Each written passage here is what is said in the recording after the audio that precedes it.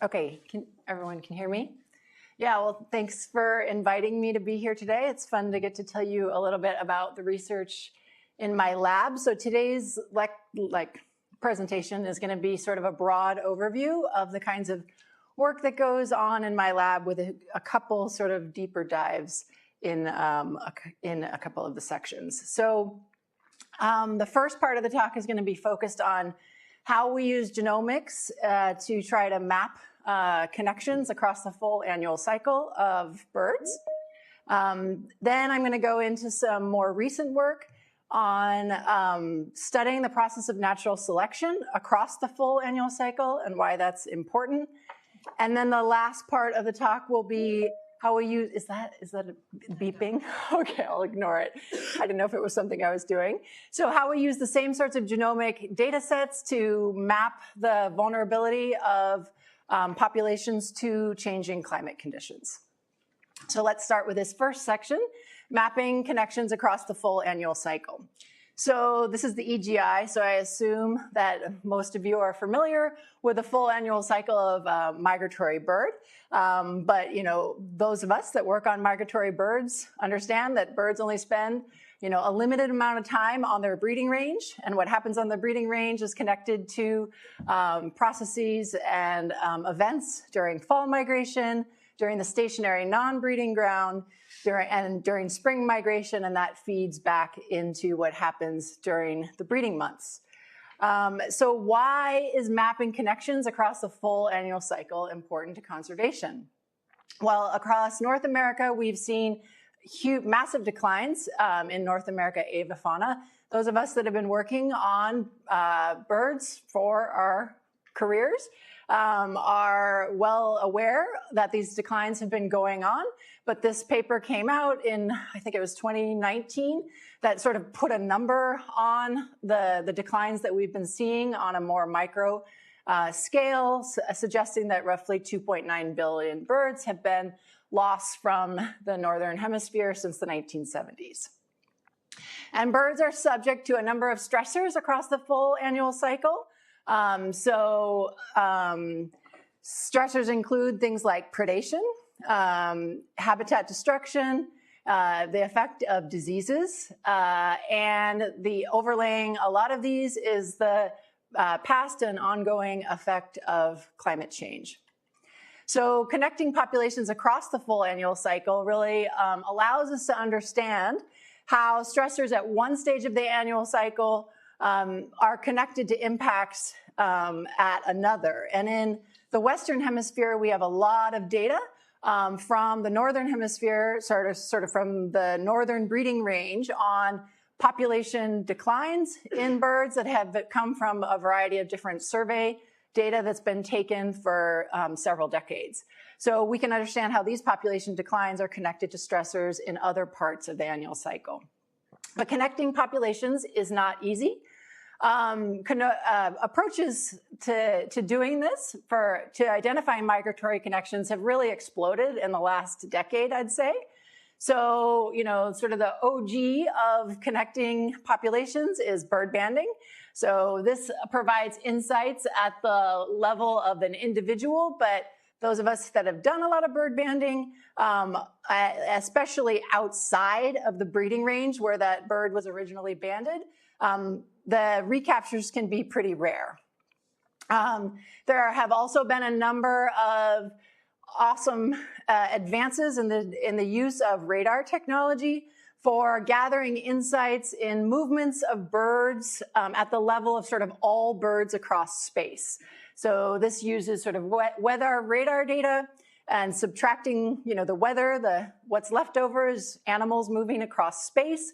And one of the really cool tools for doing this in the United States anyway is Birdcast. Has anybody ever played around with Birdcast? It's so cool. I highly recommend going to the Birdcast website. I know you can't see birds moving in your backyard, but it's really awesome. You can they make predictions of when birds are moving through space and how many birds you might predict seeing. So this has been an amazing kind of advance at the level of like all birds moving across space. We've also seen incredible advances in GPS and radio tag technology. So, satellite tracking can get you incredible information on, heart rate of birds, elevation, like incredible amounts of detail at the level of an individual. And then radio tag, massive radio tag efforts like the MODIS tag effort across the Western Hemisphere, where radio towers are being put all over the Western Hemisphere. And when birds with tags on them fly by these towers, they ping the tower, and it gives you a lot of information about how individuals are moving across space. So I am very enthusiastic about all of these other approaches, but I'm not giving a lecture on this, although I could, and I do in my ornithology class. But today's talk is going to be focused on how we use genomics to connect populations. So in my lab, we by and large focus on the tissue at the base of feathers. When you pluck a feather out of a bird, there's a little bit of tissue at the base of the feather that contains the DNA. And we use that DNA to identify a unique genetic code that allows us to trace the breeding origin of migrants captured anywhere else along their migratory trajectory outside of the breeding range. I like to say it's sort of like my lab is ancestry.com for birds. So instead of spitting into a tube and identifying the origin, we're doing this basically for birds on a massive scale. So because this requires feather material from all over the Western Hemisphere, we have long-term partnerships started by my academic predecessor and the former co-director of the project. And this is with NGOs, government, academic, and museums all over the Western Hemisphere.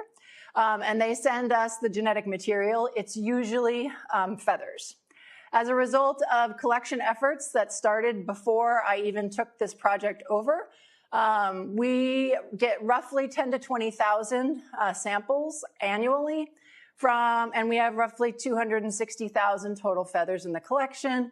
They span 100 different species and a 25-year time series, because this project started over 25 years ago. So this is a lot of, we basically run a feather museum. So this is just a shout out to a lot of the undergrads in my lab that spend their time curating the 20,000 feathers a year. So here's some of the undergrads. Each feather that comes is sent in one of these manila envelopes, and it has information on where the feather's from written on the outside. And then, when my wonderful lab manager is about to put it away, there's, piles of feathers everywhere. And now here Amanda is very happy that the samples are neatly organized into her freezer. So I'm going to briefly cover how we basically construct, like what a genoscape is. I'm going to define sort of what a genoscape is and how we briefly construct it. In this first part, I'm going to just not go into too much detail. Happy to talk about it later. And then other parts of the talk are going to go more in detail into the scientific use of the data. So we essentially start by sequencing roughly 175 individuals across their entire genome using moderate coverage. Usually we aim for about 6x. And then typically we pass it off to, we have a staff bioinformatician. This is Kristen Basu, and she's our bioinformatics whiz. She either supports students, we work with either students in my lab, postdocs in my lab, just our own staff, or we also collaborate really widely with students all over the world. So CH will support the bioinformatic processes of anybody that's working with us.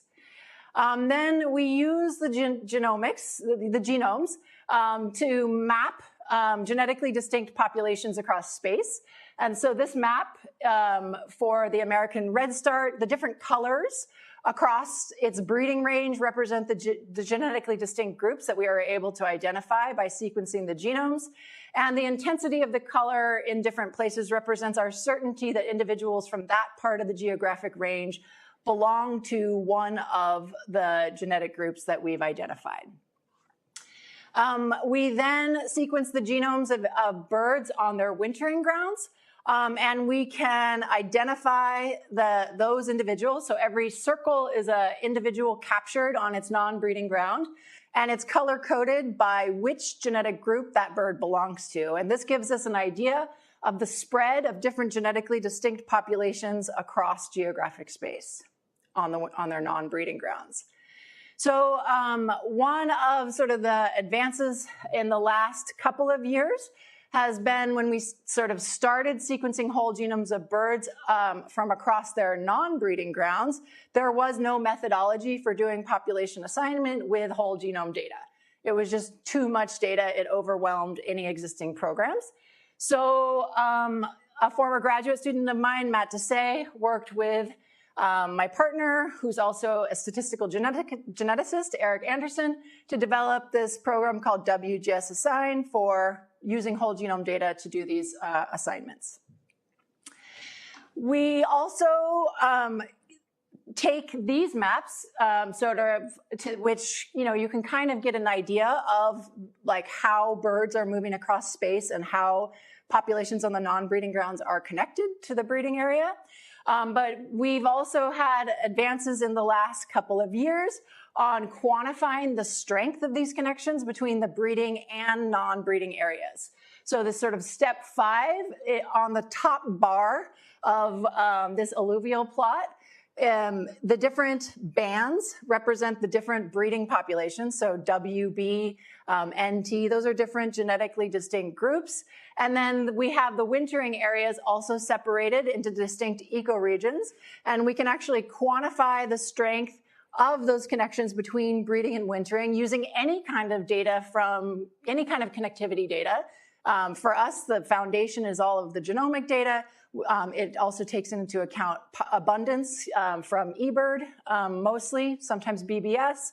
And then if we have any other kind of information on migratory connections from satellite tags or GPS, we can incorporate that into too.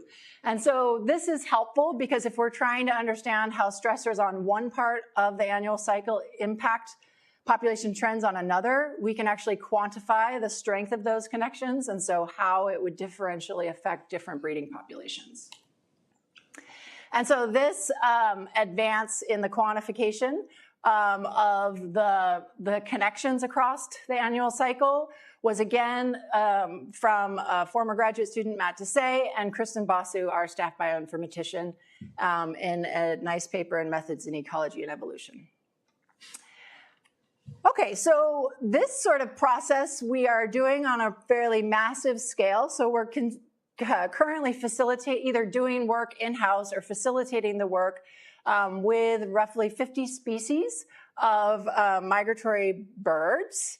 And I often get asked, like, how do we decide what species we work on? So a lot of the work in this section, or in almost every section of my lab actually, is what I call applied conservation genomics. And so we take our inspiration from where there's a need for the information. So I just wanted to give a couple of examples of some of the partnerships that we work on to generate these genoscapes. One active collaboration right now is a partnership with the Bird Conservancy of the Rockies. This is being led by a postdoc, Will Hemstrom, a colleague, Sergio Gomez in Mexico, and a former postdoc, Sheila Turbeck. And this collaboration is focused on how we can incorporate genoscapes for grassland birds, which are the #1 declining guild of birds in North America. In that 2018-2019 paper I mentioned, they were the most threatened of any other group in North America.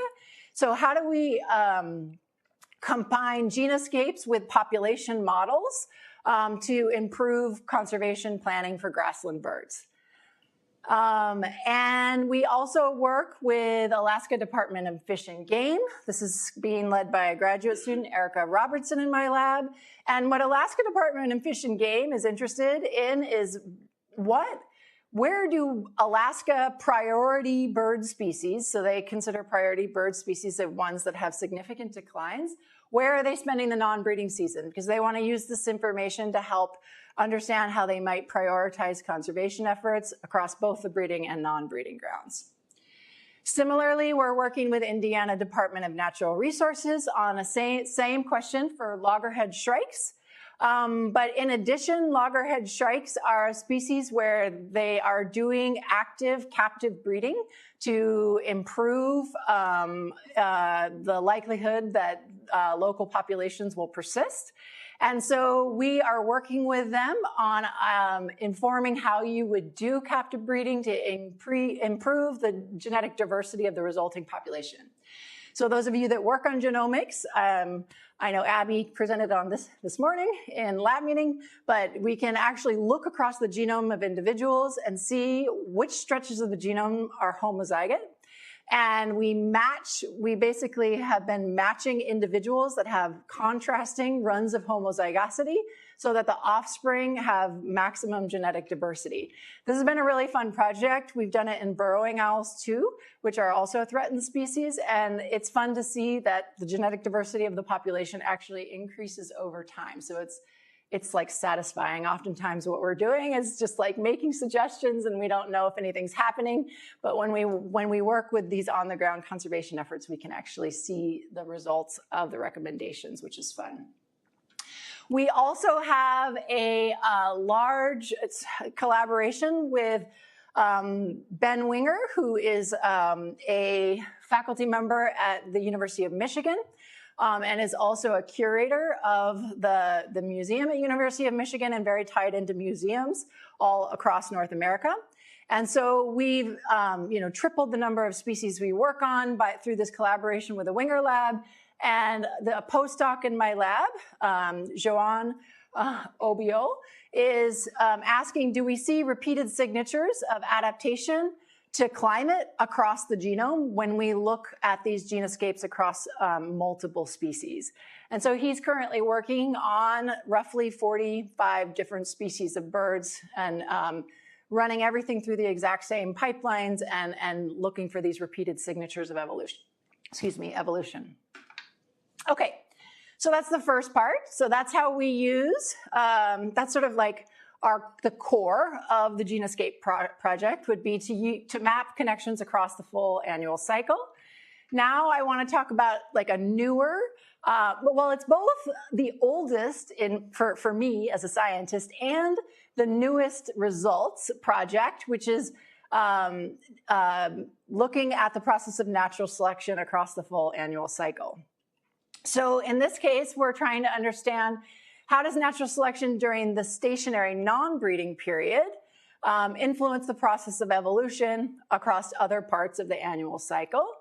And so when I was a PhD student and Sonia was a postdoc in the same lab, this is where we met, there was this influential paper, I guess it came out a little bit after, but by Mike Webster and Pete Mara, making predictions about how you would predict that processes on the non-breeding grounds and breeding grounds would be connected in terms of the extent of what they referred to as migratory connectivity, or the strength of migratory connections, and the role of ecological distinctiveness across the non-breeding grounds. And they predicted that the extent of local adaptation on the non-breeding grounds should actually depend on the strength of migratory connectivity and the amount of ecological distinctiveness. And so I thought this was really, really cool. And I was curious about it, 23-year-old graduate student, this is really cool. I want to study this, but it was a pretty hard question to tackle. So when I took the faculty position at CSU, this was like the first project that I wanted to tackle as a faculty member.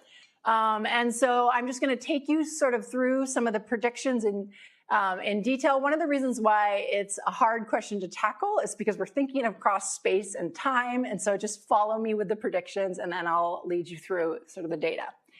So we might predict that, so MC would be migratory connectivity. And if the strength of migratory connectivity is low between breeding and non-breeding grounds, so the circles would represent different breeding populations. And here I have the gray circles on the non-breeding grounds would be the non-breeding areas, and the arrows would be the strength of the connections. So if you have basically every breeding population going to almost every wintering populations, migratory connectivity is going to be low. And in this case, you would expect that gene flow between birds wintering in different wintering areas, gene flow on the breeding grounds is going to be high, right? So that's going to counteract any kind of local adaptation you might have, any capacity for local adaptation to the non-breeding ground, because everybody's going to be mixing on their breeding area. So that's the first prediction. If MC is low, it really doesn't matter how ecologically distinct the different wintering areas are, because the birds are going to be mixing on their breeding grounds. Alternatively, if migratory connectivity is high, and by and large, most breeding populations only go to one area on their non-breeding grounds, but ED, in this case, that's ecological distinctiveness, is low. In this case, we would predict a moderate capacity for local adaptation to the non-breeding grounds, right? Because there's less gene flow between birds wintering in ecologically distinct breeding areas, but ecological distinctiveness between the breeding areas is, only moderate, right? So they're not experiencing that different of an environment. On the extreme end, we would predict that in cases where migratory connectivity is high and ecological distinctiveness is high, this is where we might predict strong evidence for local adaptation to the non-breeding grounds. So these three things could, we could summarize our predictions where hypothesis or scenario, A, B, and C would, you could predict might look something like this, where the strength of local adaptation will increase with increasing migratory connectivity and increasing ecological distinctiveness between non-breeding populations. So this required, our approach to doing this was to sequence the genomes of birds across their entire breeding and non-breeding distribution. So you can imagine this is a lot of work. It takes many, many years to gather the samples from across the entire non-breeding distribution. And we're sequencing the whole genome of the birds on their non-breeding and all across their breeding range. So then in this first step, we're quantifying, what is the genetic distinctiveness between these groups and where do the different groups winter? We use that methodology that I talked to you in the first part of the talk, that program called Mignette for quantifying the strength of migratory connectivity. And when we quantify the strength of migratory connectivity in the willow flycatcher and the American redstart, we find that migratory connectivity is high for American redstart and willow flycatcher, and it's lower for the Swainson's thrush. And the sort of rainbow plots, if you're unfamiliar with looking at population admixture results, every single bar in that rainbow of colors above represents the posterior probability of assignment of individuals to one of the genetically distinct groups within that species. So it just gives us an idea of how genetically distinct things are and the extent of admixture between the groups. Okay, so we quantified ecological distinctiveness on the non-breeding grounds as 1 minus the environmental niche overlap between birds on their non-breeding area. So the greater the overlap, the less distinct the non-breeding areas were. And then we quantified the strength of local adaptation on the non-breeding grounds by looking at the association between genotypes across space and the environment across that same space. and this is referred to as a gene-environment association analysis. It's essentially like a GWAS with environment as the predictor, and in this case, we predicted higher association or stronger R-squared value would be stronger local adaptation, stronger associations. So what did we find? So again, this is another way of looking at the data I already showed you in the maps. So the strength of migratory connectivity was variable with Swainson's thrush, but lower than for the other two species. So suggesting much more mixing on the wintering grounds between Swainson's thrush than between willow flycatcher and American redstart on their non-breeding grounds. When we looked at ecological distinctiveness, we found that the mean ecological distinctiveness was really high between Swainson's thrush populations, low between willow flycatcher on their non-breeding grounds, and high between American redstart. But remember, ecological distinctiveness is high, but migratory connectivity is low. So we would predict actually a lot of mixing and gene flow. And so when we looked at the strength of local adaptation, we found that in keeping with our prediction, we find the strength of local adaptation on the non-breeding grounds actually increases with increasing ecological distinctiveness on the non-breeding areas, unless it's counteracted by weak migratory connectivity. When we look at individual genes linked to climate, we see a similar pattern. So if we look from this sort of continuum of low migratory connectivity to high MC, low ecological distinctiveness, to high MC and high ecological distinctiveness, we see that the actual strength of correlation at individual loci, or at loci within genes with known links to climate increases as we move across this continuum. So in this case, we're looking at this SNPs within a gene called NEL1, which is a gene linked to, with known links to thermal tolerance in other species of birds and bill morphology in other species of birds. And this was just one of 9 genes that was found to be important to all species, that found to be linked to climate in all of the species we looked at, in all of the populations and across both seasons. So this also gives us a suggestion that this would be a good gene to look further in when studying climate adaptation in birds. Okay, so to come back to the central question here of how does natural selection during the stationary non-breeding period influence the process of evolution across the annual cycle, our results suggest that natural selection during the stationary non-breeding period contributes to divergence across the annual cycle unless it's counteracted by weak migratory connectivity, which is essentially equivalent with higher gene flow on the breeding grounds. All right, so now I'm going to go into my last sort of vignette here on how we use the same sort of genomic data to map the vulnerability of birds to changing climate conditions. So a lot of this work started when I first took the job at CSU back in 2018 with some work that a former postdoc in our group, Rachel Bay, led. And what Rachel was interested in is which populations will need to adapt most to keep pace with changing climate conditions. And so Rachel used a methodology that we refer to in landscape genomics called genomic offset, which is essentially taking the difference between gene environment correlations, so the relationship between allele frequencies across space and how climate varies across space.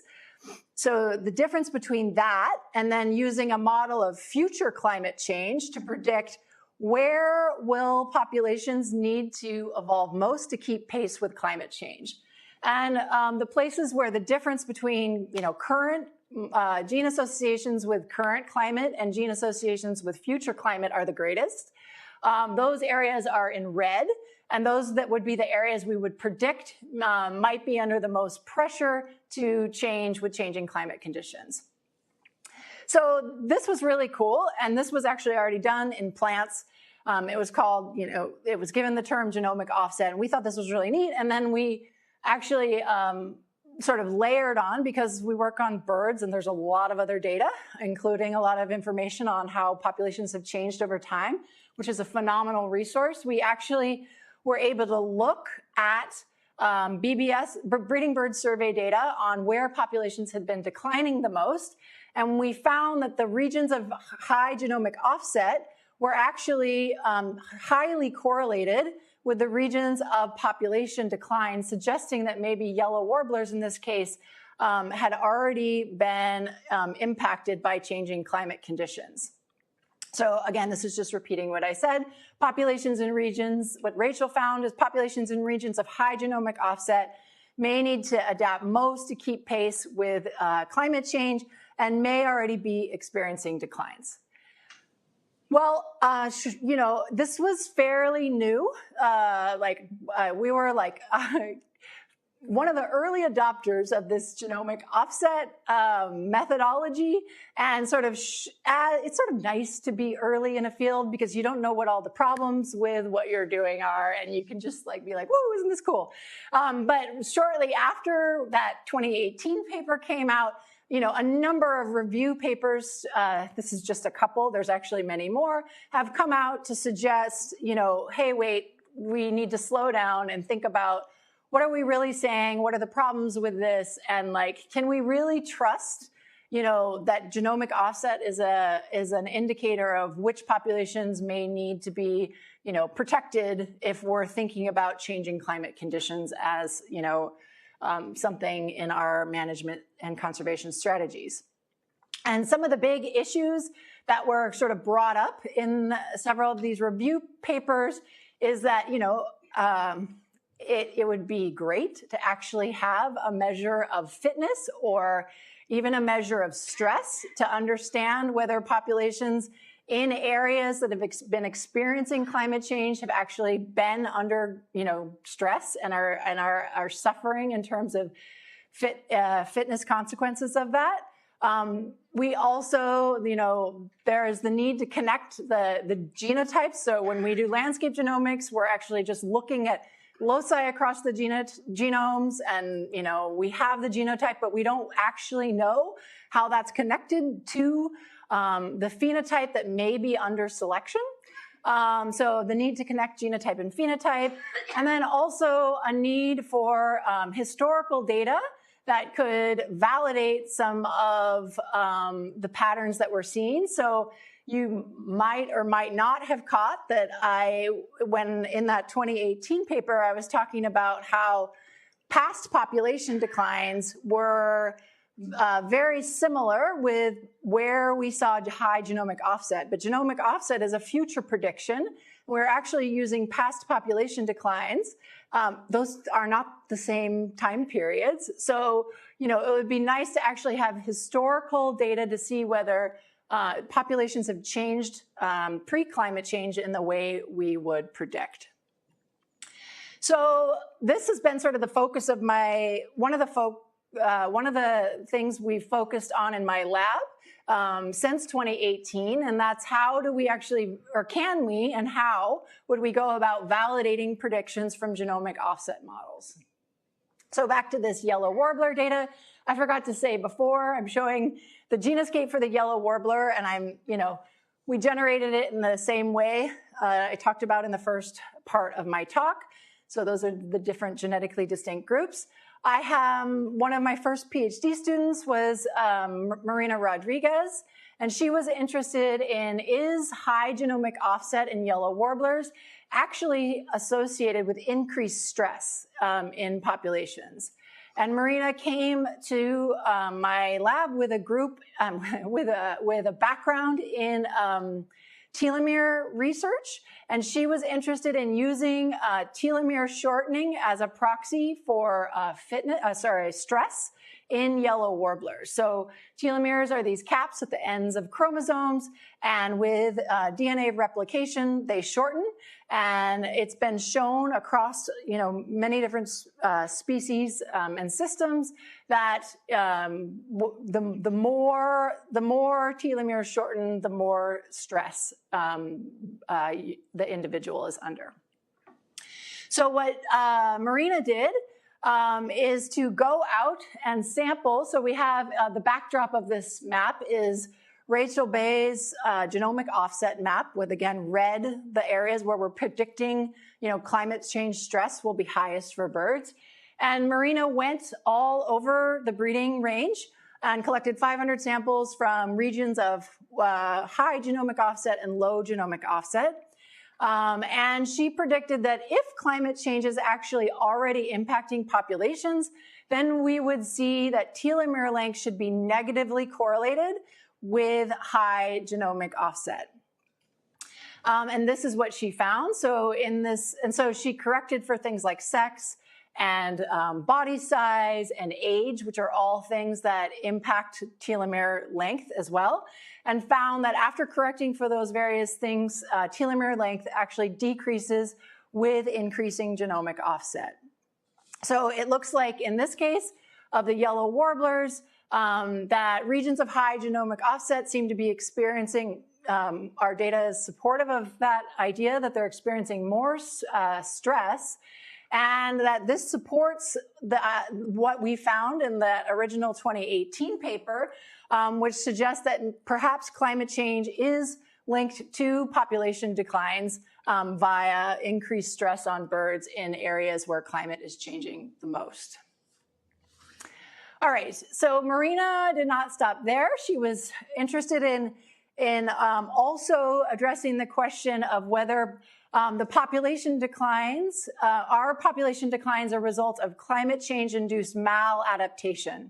This is also a pretty tricky question to try and address, and so I think her approach is really creative, but it's also confusing, so stick with me. So Marina predicted that if population declines are due to maladaptation, then we would predict shorter telomeres, more stress, right, in places with the biggest climate phenotype mismatch. So how did we get a climate phenotype mismatch? So it turned out that there was historic data for the yellow warbler. So somebody back in the 1960s had gone and sampled yellow warblers from across their range. They'd measured their bills, and they had looked at the association between bill and climate before climate changed. So Marina had this data set of 153 historic populations where, 153 individuals from across space where their bill was measured. And this is what, this green line here is what we're referring to as the pre-climate change baseline. She then also had modern phenotype data. So she went and measured bill depth across space and looked at its relationship with climate, okay? And so modern associations between bill and climate in this case are in orange. And then this is a cartoon, but she looked at sort of the residuals from the historic to the baseline, which is green. And we called those the sort of the mismatch. So that's how we are defining the climate phenotype mismatch, is the places where the distance between the historic association and the modern association are the greatest. And then she predicted that, if there was consequences of this climate phenotype mismatch, that we would see shorter telomeres in the places where the climate phenotype mismatch was the greatest. So what did she find? So again, this is the real data. I've switched the color of the line. It used to be green. The historic is now red. Sorry about that. But we still have sort of the residual, the current association being in orange. What she found was this, the phenotype environment mismatch here was measured as, the residuals from the pre-climate change baseline. And then she measured telomere length in association with phenotype environment mismatch and found that telomere length decreases with increasing phenotype environment mismatch. And in particular, this result was particularly significant in places that had gotten drier. So in places where drying was the most severe, there seemed to be consequences or increased stress when the difference between bill and climate was the greatest from the past to the present. So back to Marina's question, are population declines a result of climate-induced maladaptation? Marina's data suggests that populations whose bill depth had not kept pace with climate change are showing greater signs of stress, and that this may help explain the link between genomic offset that we saw in Rachel's original paper and population declines that we saw. We think that the mechanism connecting this, that it's a result of the bill shape not keeping pace with climate change, and that this being particularly bad for the birds when drying in places that have gotten really arid and drying has been very fast. All right. Another way we sort of tried to tackle understanding the role of climate change is through some of this work that a former postdoc, Sheila Turbeck, did. So Sheila was interested in have populations adapted to climate change in keeping with predictions from genomic offset models. So remember, genomic offset models are making predictions about how allele frequencies should change across time if the associations between allele frequencies and climate are actually adaptive, right? And there's not a whole slew of other things going on, which are both huge assumptions full of holes, but we don't need to talk about that today. So this, though, was a cool approach. So in this case, Sheila used historical specimens, which can provide a window into past climate adaptation.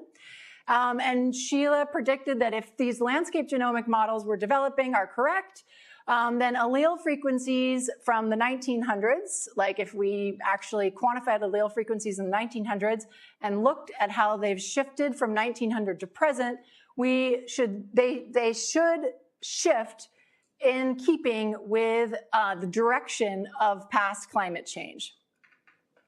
So again, Sheila focused on this species, the willow flycatcher.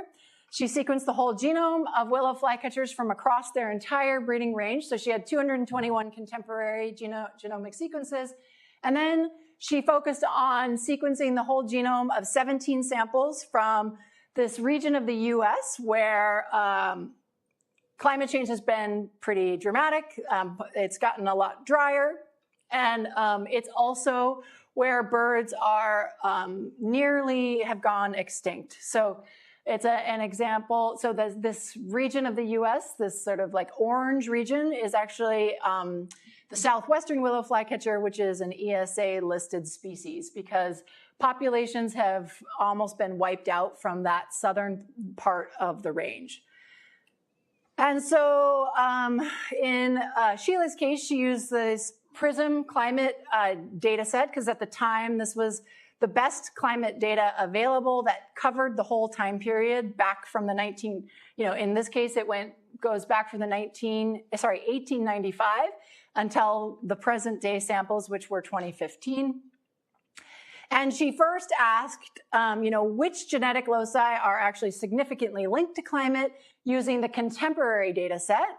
And she identified 105 genetic loci that were linked to this one variable, mean dew point, and 87 which were linked to precipitation. And then she looked at changes in mean dew point from 1895 to 2015, and she quantified changes in precipitation from 1895 to 2015. And looked at the sort of the direction of change and looked at whether the expected direction of change matched with what she actually saw, and found by and large, especially for these first two, actually only for these first two environmental variables. So she looked at a slew of environmental variables, but it was only the top two predictors of the association between climate and allele frequency where she saw a strong correlation in which the allele frequencies appeared to change in the direction expected based on her models. After that, things sort of dropped off. So coming back to Sheila's original question, have populations adapted to climate change in keeping with predictions from genomic offset models? In Sheila's case, the allele frequencies at these climate-linked loci seem to have shifted in the predicted direction, lending support to the idea that populations have adapted to past climate change in keeping with our predictions from the genomic offset models. So this is nice in that, you know, when we actually went back in time, we saw that our model predictions held up, which gives us a little bit more certainty that, you know, that genomic offset is predicting something that may be biologically meaningful to the birds.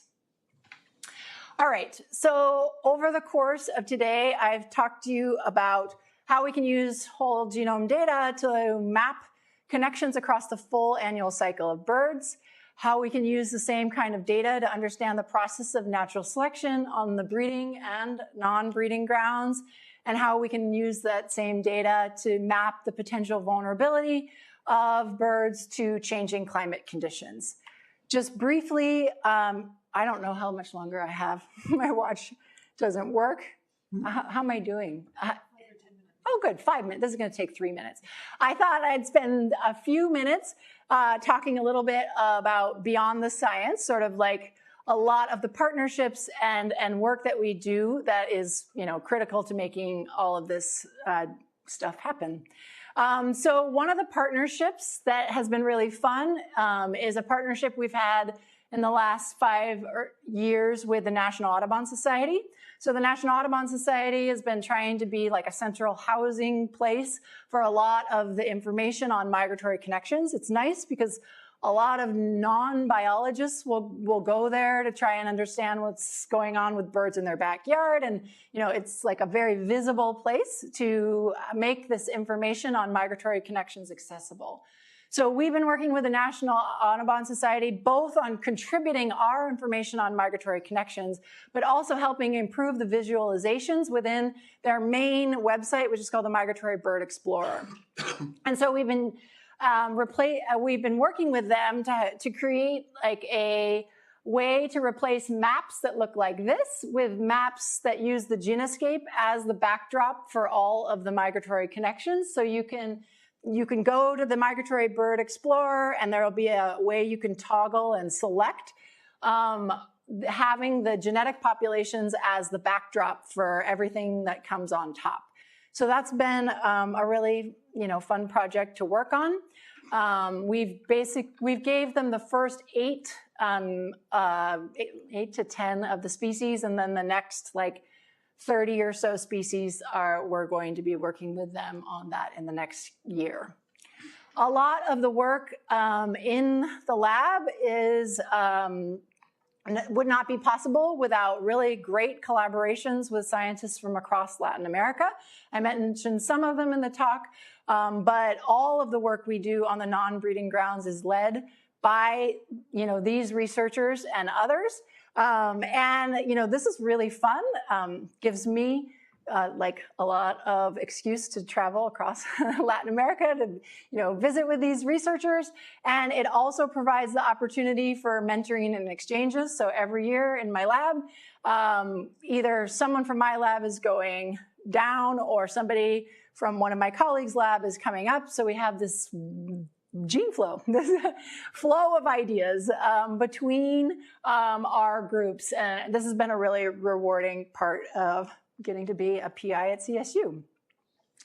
I also had a grant that lasted about 5 years to support outreach activities with Title I schools in Fort Collins in the US. Title I just refers to schools that are 90% economically disadvantaged. It's really fun. So we teach kids about bird banding, about how you would use genetics to connect populations. Like, they get to like Sharpie, a magic marker, the feather, and that's like uncovering the genetic population they belong to. They get to use binoculars.